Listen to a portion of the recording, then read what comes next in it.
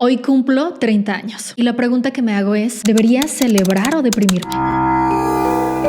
Es que escuché tantas veces que de los 20 a los 30 son los años más divertidos, interesantes, valiosos y productivos de la vida. Pero me rehúso a pensar de esa manera, a creer que lo mejor ya pasó. Si te soy sincera, durante mucho tiempo esta fecha se sintió como una fecha de caducidad. En serio, es algo que me pesaba mucho. Pero no es posible que nos achicharremos el cerebro pensando que no volveremos a tener tan buenos tiempos como antes de los 30. Me he apasionado y obsesionado con este tema y me puse a investigar. ¿Por qué nos sentimos así? ¿Es un fallo de nuestra personalidad o es algo que está pasando en todo el mundo? Encontré que esto se llama crisis del cuarto de vida y se refiere a ese sentimiento de que nos estamos quedando atrás con nuestros planes o expectativas, una sensación de insatisfacción y desilusión por la edad adulta. Ese término de crisis del cuarto de vida se usó por primera vez en 2001 en un libro llamado precisamente así. Ese libro habla de que entre los 25 y 30 años se experimenta un periodo de ansiedad, dudas existenciales, frustración, todo causado por la presión social, inestabilidad laboral, económica, familiar. Y si ese libro se actualizara a los tiempos de hoy, estoy segura de que se añadiría a la lista comparaciones en redes sociales como uno de los principales motivos de insatisfacción. Vas a Instagram y ves a alguien comprando una casa. Vas a LinkedIn y alguien es CEO. Como periodista social, no puedo ignorar que nuestra crisis de salud mental tiene raíces en nuestra cuenta bancaria. Un informe de la Asociación Estadounidense de Psicología lanzó una cifra alarmante. Los adultos de entre 18 y 34 años reportan niveles de estrés más altos que cualquier otra generación. No es solo una sensación de no poder, es que el mundo es objetivamente más caro. Datos del Pew Research Center hablan de un aumento constante en la cantidad de jóvenes de 18 a 34 años que viven en casa de sus papás por motivos económicos. Esto genera un choque psicológico. Te sientes un niño en un cuerpo de 30 años. Es la parálisis de la trayectoria, el miedo a que si no has logrado X cosa a los 30 años, ya has fracasado para siempre. Es parte de nuestra arquitectura mental. A los 25 años, nuestra corteza prefrontal termina de desarrollarse. Es irónico. Justo cuando biológicamente estamos listos para tomar decisiones racionales, el mundo nos bombardea con la tiranía del algoritmo, o sea, el control que nosotros mismos brindamos a las redes sociales y todo lo que vemos ahí. Absorbemos información, comportamientos, aspiraciones que moldean nuestras decisiones y deseos, alterando nuestra realidad y nuestra percepción. De pronto, caemos en la comparación e insatisfacción constantes. Y aquí entra algo sumamente importante llamado FOBO, Fear of Better Options. Miedo a ver que tenemos mejores opciones allá afuera. La psicóloga Meg Jay, en su libro The Defining Decade, advierte que esta parálisis por análisis nos hace creer que tenemos opciones infinitas cuando en realidad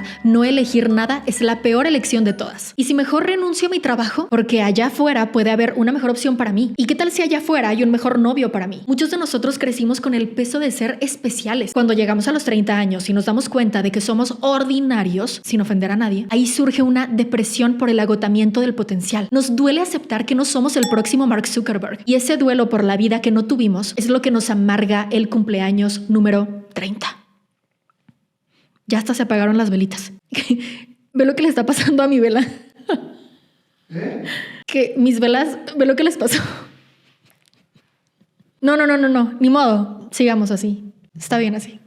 La duda es, ¿de dónde surgieron estas altas expectativas alrededor de los 30 años? ¿A quién se le ocurrió que a los 30 teníamos que tener tantas cosas resueltas? La respuesta en gran parte es el estilo de vida de nuestros abuelos, bisabuelos, tatarabuelos. Unos verdaderos ejemplos a seguir. A ver, ellos no eran rockstars que viajaban 2 o 3 veces al año, ni cambiaban de guardarropa cada temporada, ni salían a restaurantes, ni gastaban miles de pesos en skincare, botox, viajes, experiencias, maquillaje. La mayoría de nuestros bisabuelos o tatas tenían un estilo de vida muy sencillo, pero muy estable. En 1930 la gente se casaba joven, empezaba a tener hijos a los 20 años, desarrollaban una carrera profesional o vocación y al cumplir más o menos los 35 años estaban cómodamente establecidos, tal como lo cuenta el libro La crisis de la edad adulta de Gail Sheehy. O sea que tenían familias muy jóvenes, se dedicaban a un mismo objetivo profesional para toda la vida y podían tener esa sensación de estar establecidos desde muy chicos. El problema es que las cosas han cambiado drásticamente y no podemos compararnos con las vidas de antes. Ha habido un cambio enorme en los últimos 50, 70 años. Primero, tener familia nuclear, matrimonio e hijos ha dejado de ser una prioridad. Según datos de Estados Unidos, el 85% de las personas de la generación silenciosa, aquellos que nacieron entre 1928 y 1945, vivía en una familia nuclear en 1968, frente a solo el 55% de los millennials en 2019. Repito, solo el 55% de los millennials están casados y tienen hijos, apenas arriba de la mitad. Esto refleja un cambio significativo en las prioridades de vida, incluyendo el desinterés por el matrimonio y la maternidad o paternidad. En 1950, las mujeres tenían 5 hijos en promedio a nivel mundial. Hoy el promedio está en alrededor de 2 y conforme pasan los años, todas las proyecciones coinciden en que cada vez serán menos hijos. Y ahora hablemos de la situación laboral. La idea de trabajar en el mismo sitio durante toda una vida siempre fue una ilusión para la mayoría de la gente de antes, pero tal parece que ese sueño se está hundiendo con la generación de ahora. Según un estudio de Gallup, los millennials son la generación más propensa a cambiar de trabajo en toda la historia. Aquí dice en la imagen precisamente que 6 de cada 10 millennials están abiertos a nuevas oportunidades laborales. Los millennials son la generación menos comprometida en el trabajo. O sea que los millennials no tienen un apego a las empresas. Cambian libremente de chamba, cosa que los señores de 1950 no contemplaban en su abanico de opciones. No era una prioridad salirse de su trabajo para buscar algo mejor. Hoy 21% de los millennials afirma haber cambiado de trabajo en el último año. El 60% de los millennials afirma estar abierto a una nueva oportunidad laboral. Están dispuestos a aprovechar y buscar mejores opciones, incluso aunque tengan un trabajo estable. El 36% afirma que buscará trabajo en una organización diferente en los próximos 12 meses si el mercado laboral mejora. Están al acecho de mejores oportunidades. No sé si has visto el meme de mis padres versus yo. Mis padres a los 20, 30 años versus yo en mis 20, 30 años. Por ejemplo, esta imagen de que los papás se compraron una casa mientras el hijo a esa edad ve una leche y un pan y dice, esto me tiene que durar una semana. O esta otra del papá a sus 20 años diciendo, cariño, ya llegué. ¿Y los niños? Mientras el hijo a sus 20 está en modo, punto y te digo cuáles chetos eres.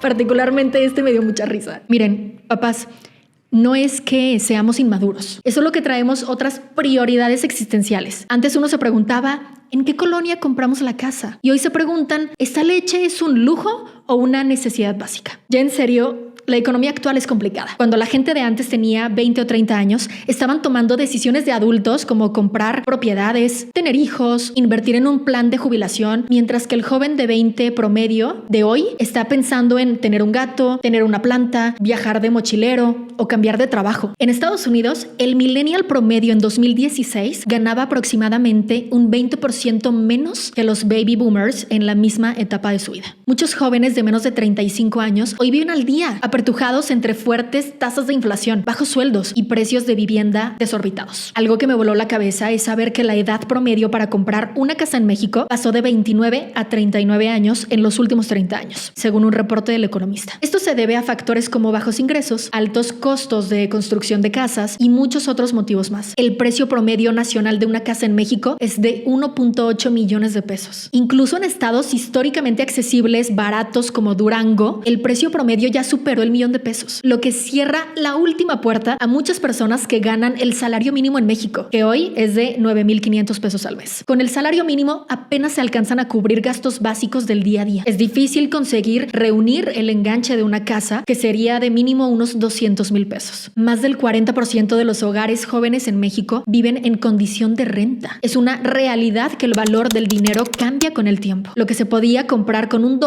en 1950 es muy diferente a lo que se puede comprar hoy. En Estados Unidos, en 1950 las casas valían en promedio $7,354, que ajustado a la inflación, hoy son unos $90,000. Pero al día de hoy en Estados Unidos, las casas cuestan en promedio $430,000. De $90,000 se pasó a $430,000. El punto es que el valor real de las casas ha aumentado mucho más que la inflación general, mientras que los ingresos no han seguido el mismo ritmo. El fenómeno de la adultez emergente, acuñado por el psicólogo Jeffrey Jensen Arnett, explica que la transición a la madurez se ha alargado casi una década. Antes, a los 21 años, eras un adulto funcional. Hoy, no tanto. Claramente las perspectivas al llegar a los 30 años hoy son distintas de las que se tenían antes. Todo esto nos muestra que venimos arrastrando formas de pensar de siglos atrás que ya no encajan con la realidad actual, pero que queremos seguir cargando en la espalda como si el peso de las piedras fuera el mismo, cuando no es así. Antes cargaban unas cuantas piedras y hoy se quieren cargar toneladas. más. Y nuestra salud mental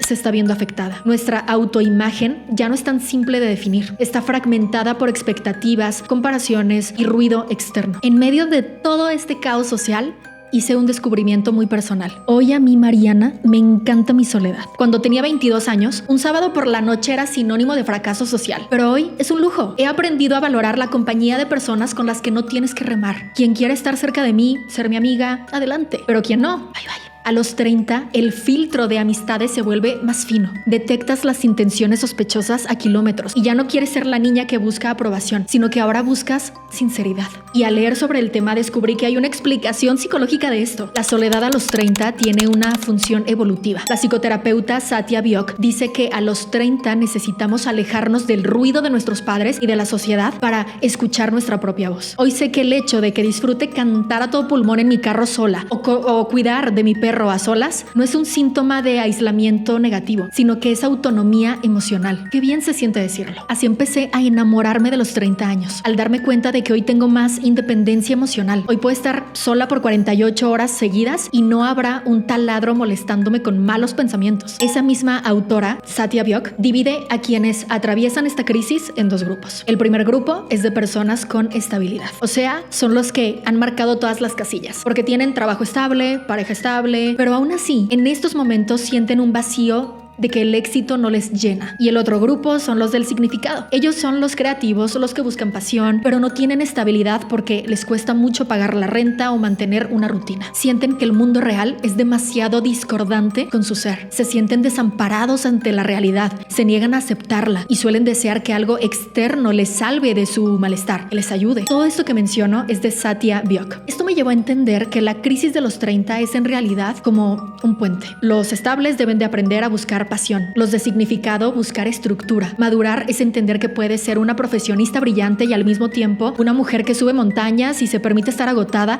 sin sentirse culpable. Como dice Biok, tenemos que ponernos en modo Yoda, o sea, encontrar la ecuanimidad en medio de un mundo que parece apocalipsis constante. Si bien los 20 me enseñaron a valerme por mí misma en muchos sentidos, en gestión emocional, psicológica, financiera, también me enfrentaron a algunos demonios que no sabía que tenía guardados. Miedos descubiertos tras el autoconocimiento, tendencias dañinas de pensamiento y comportamiento que autosabotea, actitudes de niña que seguía arrastrando y una sensación poco notoria, pero profunda, de necesitar que alguien más resolviera algunos de mis asuntos. Y sabiendo todo lo que sé hoy, celebro mis 30, porque disfruto mi propia compañía más que nunca. Me encanta estar sola, leer, rayar libros, coleccionarlos, investigar, escribir. Ya no busco estímulos afuera desesperadamente, porque mi mente ha alcanzado un estado de saciedad. Me siento suficiente, aunque a la vez tengo muchos sueños, planes, metas, empezando por este proyecto de videos de análisis profundos sobre temas sociales. Hoy mis proyectos no nacen solo de la pasión volátil, sino de la certeza. Hoy soy más selectiva, aprecio las conversaciones de valor, donde no hay que remar, donde puedo ser yo misma. Hoy cuido mi energía y mi entorno. No todo comentario merece espacio. Elijo rodearme de quienes buscan aportar, crecer y construir, incluso desde la imperfección. Tu vida es tuya y la mía es mía. Ya sé que suena obvio, pero a veces se nos olvida con el ruido de las reglas sociales. Los fracasos de tus 20s no son manchas en tu historial, son enseñanzas que se están transformando en tu armadura para los 40, 50, 60 años. Nos toca aceptar la vida adulta. Es desordenada, ordinaria y a veces es difícil, pero al final es tuya, es tu vida. No te apegues a una sola visión de vida o de éxito. Trabaja en ti, compite con tu yo de ayer y sobre todo, sé flexible. Como dice el libro Designing Your Life, no busques la respuesta. Construye prototipos de vida hasta que encuentres el que te haga sentir bien a ti, a nadie más. Espero no fallarme en esta nueva década de los 30, pero si me fallo y me pierdo, ahora sé que tengo las herramientas para volver a empezar. Ya para finalizar, si estás pasando por una crisis por estar cerca de los 30, no estás solo. Sentirte perdido en ocasiones es parte de la vida, aunque allá afuera te digan